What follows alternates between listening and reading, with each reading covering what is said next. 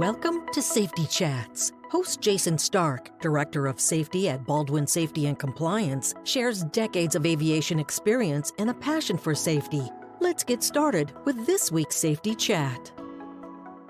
Hello, everybody. Welcome to the Baldwin Safety Chat podcast. This is the pod where we talk about anything safety management, organizational excellence, just ways that we could possibly be a little bit more effective at our jobs. For those that are new here, welcome. I hope you enjoy the podcast. For my repeat offenders, thank you for coming back.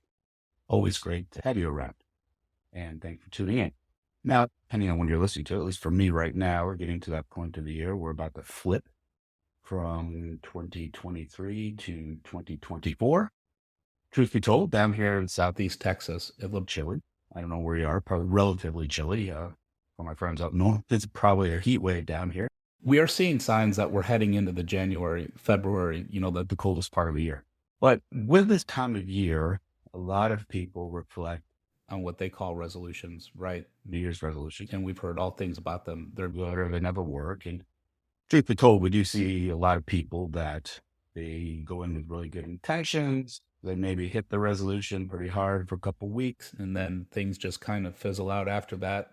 We're going to turn back to that old idea in terms of safety management. It's actually really important. This is a good time of year because this is when we're setting our own objectives. And talk a little bit about the objectives, understanding what safety performance objectives are, things way that you can set good ones and monitoring them. And hopefully we can learn a little bit about things we should be doing in the safety management system. But getting back into what we're doing now as people this time of year, we're looking at ways that we're saying, okay, we're starting like with a clean slate, going into a new year. Let's go ahead and establish some objective or some goal that can make us better this year.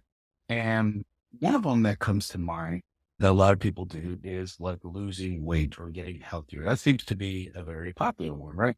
And it should. We should always try to be healthier as we go on, as we age, and we go into the new year. One example is people set an objective. Well, I'd like to lose 20 pounds by 1 January of the following year. So in this case, 2025. And so they'll put that on their objective. They'll write it down, maybe put it in some fancy software program and track it. Well, the problem is that losing weight would be considered an outcome, right? It's something that it's happening in your body. It's something that unless you do something, it's not going to move itself. And that's the point. So we can't say we're going to lose 20 pounds and for us to have like data, we can put a graph and track our weight every day or every week and hope that moves itself without us doing anything, without us actually changing our habits, changing our environment, doing something. So when we have objectives just like this, like I'd like to lose 20 pounds, it is very wise to say, okay, what do I need to do? What can I do that can influence or that can affect that weight loss? So we can start setting up other objectives that we can do. So we might say, I'd like to set an objective, but I would like to maintain an average of going to the gym 3 to 4 times a week. Now, is that something we can measure? Absolutely. We can sit there and see how many times we go to the gym across maybe a month, and say, is it average 3 to 4 times? Fantastic. That's one thing we can do. Second thing I'm going to do is to track what I put in my mouth, because that is actually a very effective way to maintain a weight or to lose weight is to track actually going into your mouth so that you have a good idea of, the number of calories, or for some of you that really like to break it down into macros, protein, fat, and carbohydrate. My point is that as far as that objective, I would like to track on average 5 times per week of what I am eating. And furthermore, on that objective, I'd like to be at or within 5% of my target calories or my target macros when tracking. So these are things that we can measure against our objective and then see how it impacts our outcome objective, as it would be our weight. So chances are, and I'm not a nutritionist or a doctor, but chances are, to see this from personal experience, that if you meet the objectives that have been proven to promote weight loss, exercise, and proper nutrition, then you we'll see an impact on the scale. So as you're hitting your objectives on the things that are proven to be effective for weight loss, you will see that you are closing in on your weight objective. Now, the one thing I want to point out that kind of dovetails, I guess, would be the best word off of what I was just talking about is a quote from Anthony Lewis in his book, Change the Way You Think. But what he said is that things that torture us and the negative patterns that follow us and the reasons we have to keep making the same resolutions year after year is that we are not making the shift. We are trying to shift other things. So what that's saying in personal context is that we need to do the work. We are expecting our environment to change. We are expecting other things to get into line to what we need, but we need to affect the change. And so when we look at the organization, when they establish an objective, we have to be careful that the organization isn't making the shift it needs to obtain these objectives, that we're putting our focus in things that we necessarily can't control and not focusing on the things that we cannot control. With that in mind, let's dive into the organization's safety performance objectives. And again, let's look at what the safety performance objectives are, because probably a good time to review them if you haven't, or look at establishing new ones if need be. And when we talk about safety performance objectives, we're talking about the specific things that can move the needle positively in terms of safety. We see a lot of organizations, they'll have their safety performance objective or their safety goal. It'll say, we want to improve safety in the organization. Well, wonderful. Well, everybody loves to do that, right? We'd like to see a heightened or increased level of safety or safety capacity in the organization. Great. Well, what does that look like? And what is it that you're actually doing to do that, whatever that looks like? So we have to be careful of these very, very high level, lofty statements that really aren't goals, because if you can't affect them and if you can't do something towards it, it becomes more of a wish than an objective. Our safety performance objective should be something that we can measure. It's something that is discrete and not vague. It's something that we should, based on the resources we have, that we can we should be able to attain. It probably should be something that we don't let go on forever, that we can say, by this date, we would like to have this done. And then importantly, it should be something that is rewarded in terms of safety. Again, going back to that idea, something that can move the needle on safety. So it delves right into how do we set these safety performance objectives. I really don't want to get into this difference between process-based and outcome-based objectives. If you are a Baldwin user, there was a video called Focus on Feature about setting objectives in the system, and that it delves nicely into how the difference between performance-based and process-based objectives.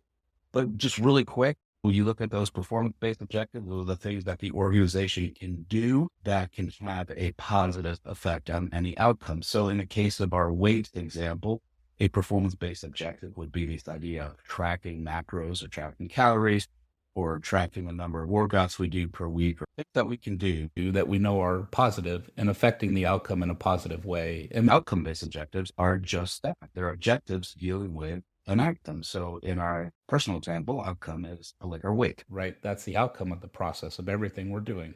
We have the outcome being the weight in that example, but that's not as far as I want to go into that. When we're setting effective objectives, we have to look at something specific, something that we know will have a positive outcome. So in our personal example, we know that going to the gym, 3 to 4 times a week will be beneficial. So we set an objective. So that's specific, right?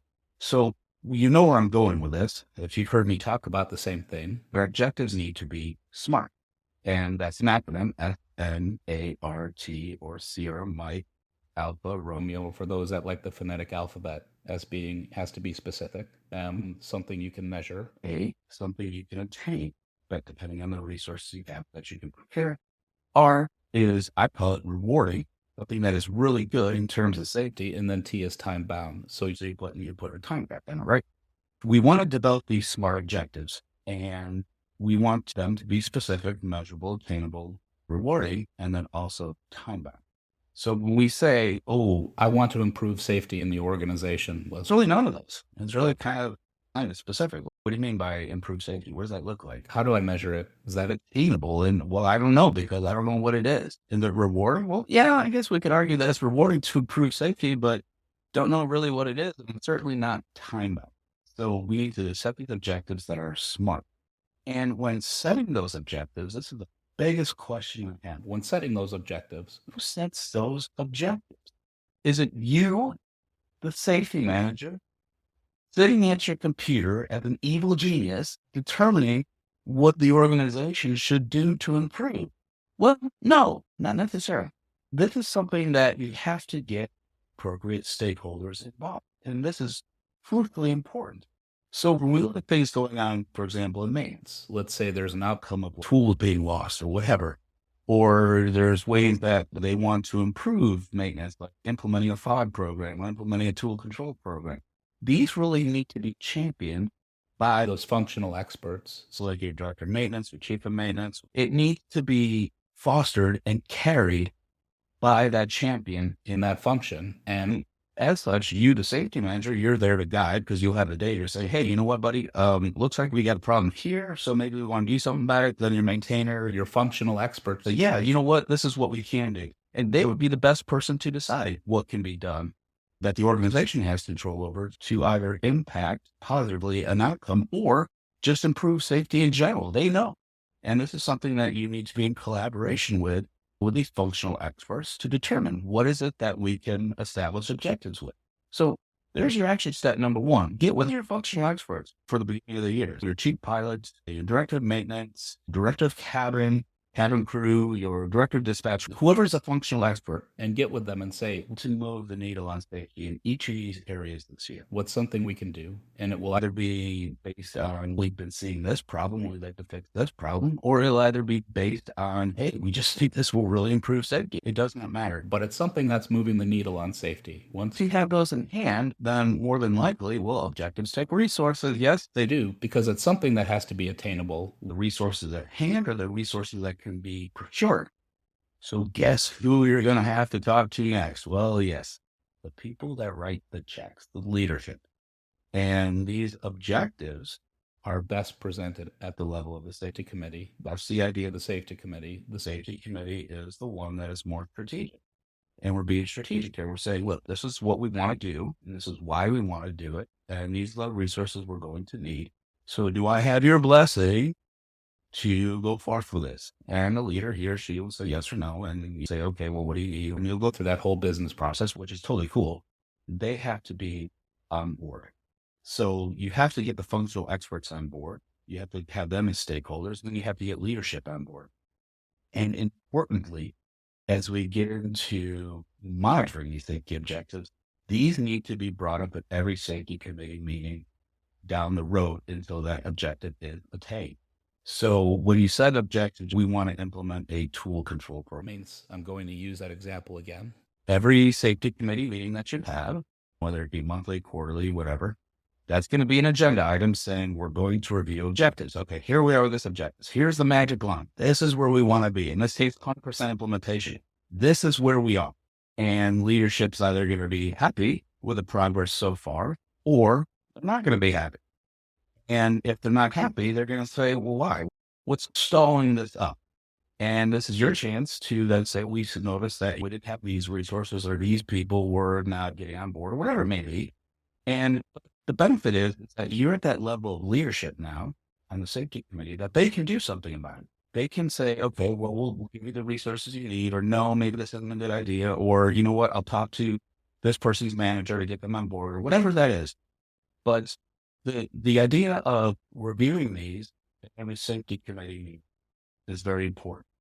So you're going to review the progress on your objectives. Earlier about if you have people in the organization that are reticent to make these changes for these objectives. And there are going to be those cases where you're going to have to overcome challenges and obstacles, especially when it comes to implementing objectives. So you have to remember when you are attaining objectives, you are more than likely making a change in the organization. And so there's an element of change management that has to be there because I was thinking these things are wonderful that you're doing. And when we're talking about change and implementing, we're talking about the process-based side of objective. So when we're implementing new procedures and policies or campaigns or whatever it is we're doing, or even training to that extent to meet an objective, we have to understand that we're changing the organization probably for the better. That's what we hope. But we also have to understand what that change is going to do in terms of other processes and procedures and facilities within your organization. And so that's a discussion for another time. Wouldn't really dwell on that right now. But with any change, you're going to have resistance because we have an inertia, a cultural inertia in the organization. And when we go against that, obviously there's going to be a little bit of friction. So one of the things we have to do early, especially when we're going to implement objectives, is that we look at what we're implementing and where we're implementing. You have to get all the stakeholders on board. We can't slap it on them and say, here you go, have fun. We have to get them on board. Sometimes you have to coach them. And now, is that our job as safety manager? Sometimes, yeah, because safety is a part of leadership and coaching. But so when we look at if the front end managers, the DOE and the chief programmer, they should update their code to their people in order to get them in alignment with where this is effective. And so that is very important. So that's something that should be talked about, even at a high level, when we're talking about implementing an objective and maintaining an objective, and then monitoring the progress towards that objective. We need to identify the challenges along the way and deal with them, obviously sooner than later, because the last thing we want is people stewing about a change that they don't really want, could make they don't understand it. So as we're implementing these objectives, we need to be very aware of challenges and obstacles. We need to communicate and we need to communicate that progress. And that is so rewarding just in general. So for those that are Baldwin users, this is totally easy. We set the objectives, we publish them, they're out there for everybody to see, and they can see the line converging on the magic line, say, woo, we're doing it, or no, we're not. And that helps hold the organization accountable. If you're not a Baldwin user, this is something you can do on any platform, anywhere. You can show it is important to put that data out there. This is our objective. This is what we're doing.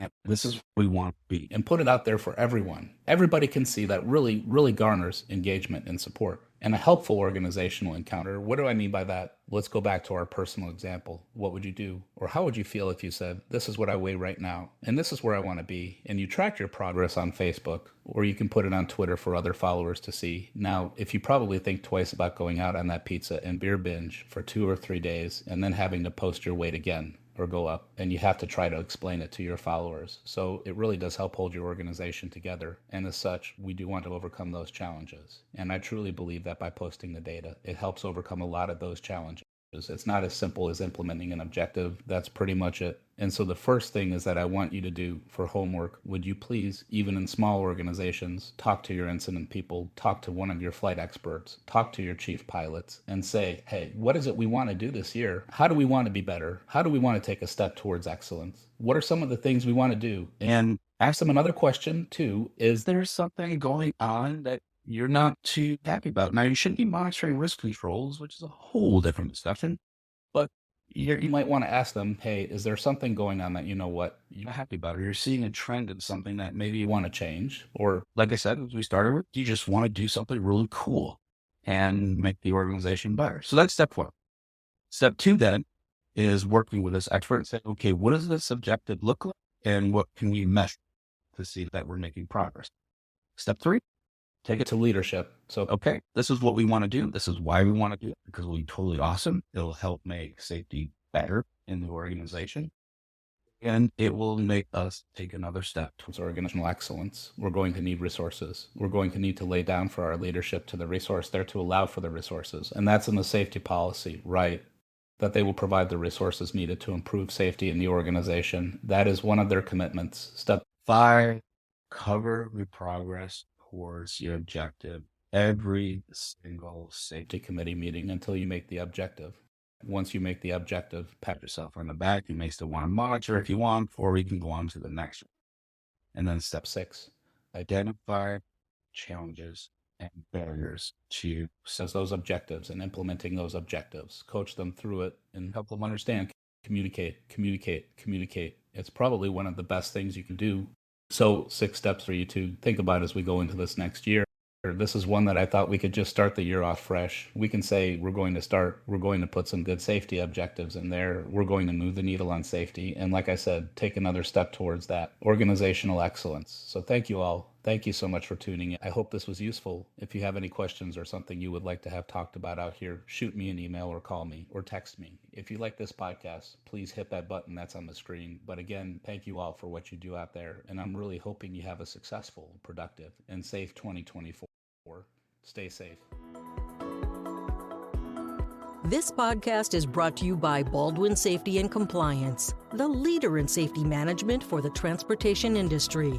Since 2004, Baldwin has been providing state-of-the-art solutions and 24/7 support to the aviation and transportation industries. Baldwin's clients include all sizes and types of transportation operators. Baldwin provides safety and related business services to commercial and non-commercial transportation operators, medical transporters, FBOs, MROs, airports, flight schools, UAS operators, firefighters, OEMs, ground transport operators, and others. Visit BaldwinSMS.com to discover how Baldwin can enhance your organization's safety program.